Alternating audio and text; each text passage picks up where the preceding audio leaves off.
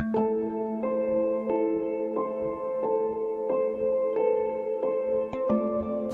Everyone, मैं digital Gajanan आपके लिए एक बहुत अच्छी स्टोरी लेकर आया हूँ जो कि एक मनुष्य की स्टोरी है। तो चलिए ज़्यादा देर न करते हम स्टोरी पर चलते हैं। एक व्यक्ति जीवन से हर प्रकार से निराश था। वो लोग उसे मनुष्य के नाम से बुलाते थे।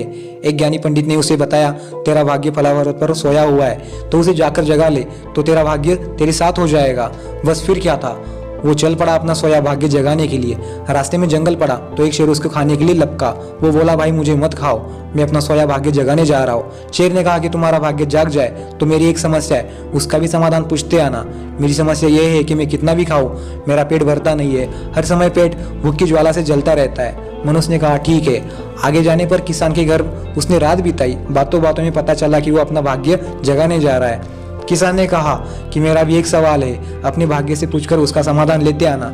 मेरे खेत में कितनी भी मेहनत करूं पैदावार अच्छी होती नहीं है। मेरी शादी योग्य एक कन्या है, उसका विवाह परिस्थितियों में कैसे कर सकता हूँ। मनुष्य बोला, ठीक है। और आगे जाने पर वो एक राजा के घर पर मेहमान बना।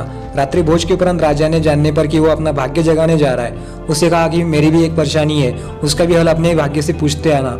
मेरी परेशानी ये है कि कितनी भी समझदारी से राज्य चलाऊं, मेरे राज्य में अराजकता का बोलबाला ही बना रहता है। मनुष्य ने उससे भी कहा, ठीक है। अब वो पर्वत के पास पहुंच चुका था। वहां पर उसने अपने सोए भाग्य को झिझोड़ कर जगाया। उठो उठो, मैं तुम्हें जगाने आया हूँ। उसके भाग्य ने एक अंगड़ाई ली और उसके साथ चल दिया।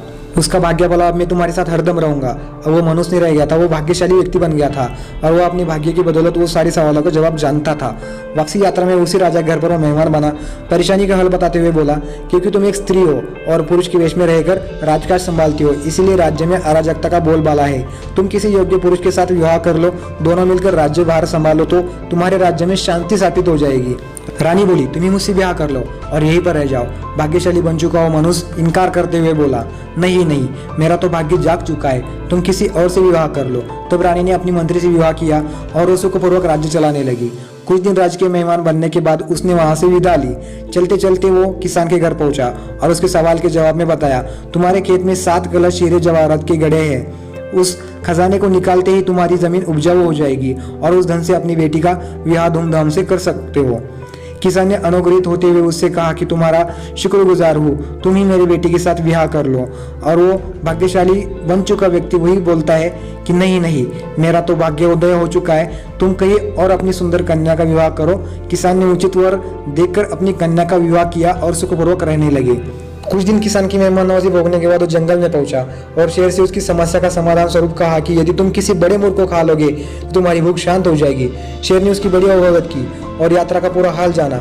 सारी बात पता चलने के बाद शेर ने कहा कि भाग्योदय होने के बाद इतने अच्छे और बड़े 2 मौके गंवाने वाले ये इंसान, तुझसे बड़ा मूर्ख कौन हो सकता है। तुझे खाकर ही मेरी भूख शांत हो जाएगी। और इसी तरह उस शेर ने उस इंसान को खा लिया और वो मृत्यु को प्राप्त हो गया। इस कहानी से ये शिक्षा मिलती है, सच है, यदि आपके पास सही मौका परखने का विवेक और अवसर को पकड़ लेने का ज्ञान नहीं है तो भाग्य भी आपके साथ आकर आपका कुछ भला नहीं कर सकता।